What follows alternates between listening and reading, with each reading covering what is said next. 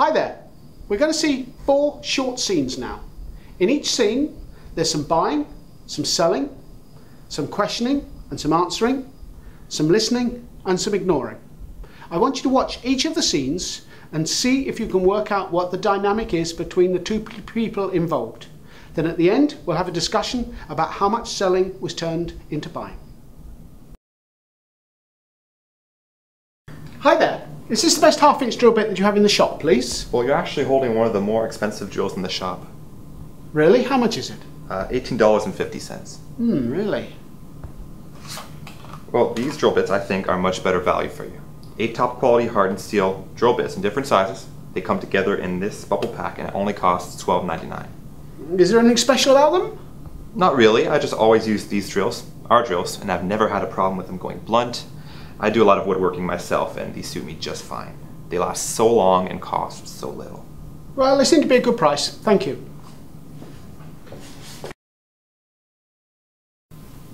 Hi there. Is this the best half-inch drill bit that you have in the shop, please? Well, actually, we have something very much better over here. Really? It's our latest promotion. It's a digitally controlled aperture apparatus with a laser depth enumerator. It comes off the latest nickel vanadium power pack, which charges up to 1.21 gigawatts and will hold that charge for nearly a month. Cool, eh? Wow. Drilling in hardwood, it has a unique torque vector integrator which ensures that the cellular lattice of both hardwood and sapwood undergo the optimum shear pattern. How much is it? Well, with our new leasing plan, it's only $38 a month. Here's the brochure. You've given me an awful lot of information there. I'm going to have to go away and think about this. In fact, I think I might go back to my partner. They know an awful lot more about this, so you can have that, and I'm going to go away and think about it. But thank you very much indeed. Is this the best half-inch drill bit that you have in the shop, please? Well, do you mind if I first ask you what you want to use it for? No. What kind of wood are you going to be drilling? Is the hole going to be countersunk? Is the wood heavily knotted? Is the opening going to be parallel-sided? It's half-inch Canadian maple, actually. Okay, is it a plank or a block of wood? It's a solid block and pretty old, actually. Okay, a tough piece of wood. You're going to be cutting through the grain or at an angle. This makes a difference at the cutting edge and whether or not you'll be getting a lot of use out of the drill if you use it a lot. No, it'll be straight down into it. With a vertical press or a hand drill? No, by hand. Okay, and will you be wanting a lot of use out of the drill bit? No, we're just going to drill this one single hole. Okay, then I suggest this excellent hand sharpened Japanese drill. It's only $38.50, but really excellent quality and perfect for drilling accurate holes through really tough wood time and time again. Well, the price is a bit steep, but you do know your stuff here in Lee Valley. Thank you very much indeed. Hi there, is this the best half-inch drill bit that you have in the shop, please? So what do you want to do with this drill bit precisely? I want to drill a hole in a floorboard. Ah, so you're looking to buy a hole, really, right? Yeah, I guess I am actually. So what will you get from creating this hole? Well, it's to get a network cable into our bedroom on my wife's side of the bed. Alright, and what else will we need to drill a hole for? Nothing really. I hate working on the house. I never do that sort of thing. Okay. So what do you want to get out of this project? Well, my wife is a senior manager and she has to clear her email first thing in the morning before she goes to work. At the moment she has to get out of bed to do that, which we both hate. She has to get out of bed, go to our games room where the internet is and plug her laptop in. Ah, so you're actually buying the drill to connect your wife to the internet from bed then? Yep. Okay. And besides you, who else in your family would benefit from your wife connecting to the internet in bed? Well, the kids, I guess. She tells them to switch the TV off when she gets up in the morning. And my dad, because he wanders around the first thing in the morning without his slippers on, and she gives him a hard time. So all you want is to allow your wife's laptop to connect to the internet from bed. Is there anything else?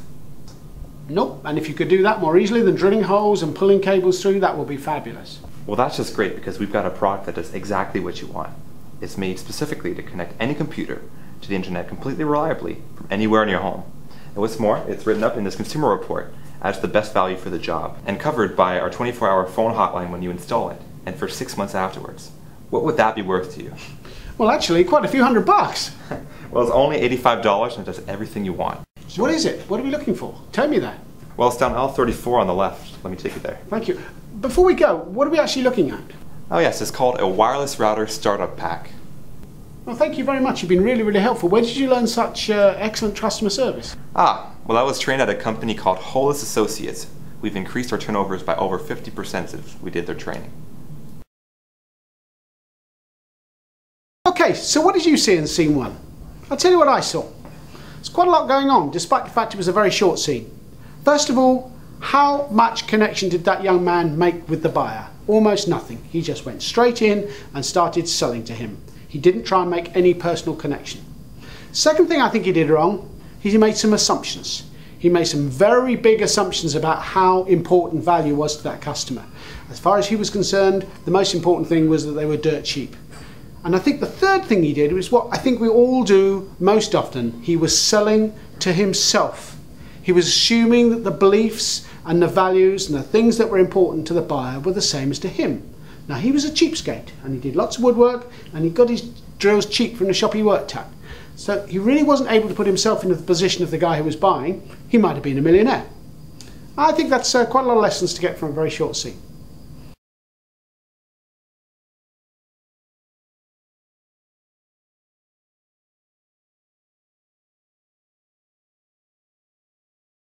Okay, so what happened in scene 2? Well, I'll tell you what I saw. I saw a young man who was very nervous and he went straight into his comfort zone, which was to talk about the technology. And boy, did he have a lot of that. There was no real attempt to connect with the customer. Did he have any idea how much the customer knew about the technology? None at all. So no attempt to connect. He went straight into his comfort zone. And all he did was leave the customer to do the work. All this information was flowing past the customer, all these fantastic capabilities from his intabulator and his laser depth enumerator and all the other things. The customer had to do the work. That doesn't seem right to me. If I'm trying to influence somebody to buy off me, I think it's me that should do the work. And of course, what did he get out of that? The customer was completely overwhelmed, and in this particular case, he walked away because he had to go away and think about it. Was he going to come back? I don't think so.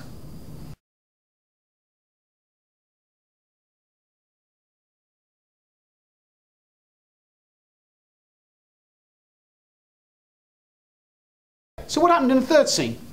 Well, he asked a lot of questions and that was pretty impressive, but they were all based on an assumed need. He didn't really ask me what I was going to use the drill for. And he asked lots and lots and lots of questions, and he asked them in groups. And of course, what would you do? If you were asked 3 questions in a row, you'd answer the third one. So 2/3 of his effort was wasted.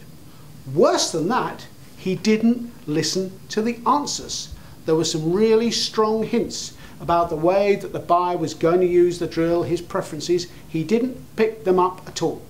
He wanted to sell him that fantastic Japanese hardened drill. He sold it, but I don't think that customer will be coming back again.